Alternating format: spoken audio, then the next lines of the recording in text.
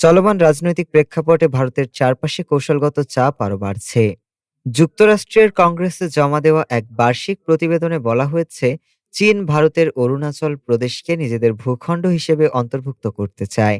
প্রতিবেদনে অরুণাচলকে তাইওয়ানের সঙ্গে তুলনা করে বেইজিংয়ের দীর্ঘমেয়াদী লক্ষ্য হিসেবে উল্লেখ করা হয়েছে।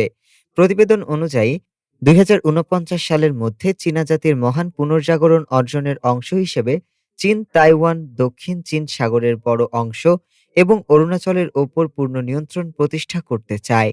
এ লক্ষ্য বাস্তবায়নে শক্তিশালী ও আধুনিক সেনাবাহিনী গড়ে তোলার পরিকল্পনার কথাও উল্লেখ করা হয়েছে।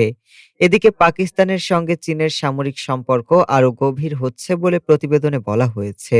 যৌথভাবে যুদ্ধবিমান নির্মাণ, সাবমেরিন বিক্রির আলোচনা এবং সামরিক সরঞ্জাম সরবরাহ এর প্রমাণ হিসেবে উঠে এসেছে।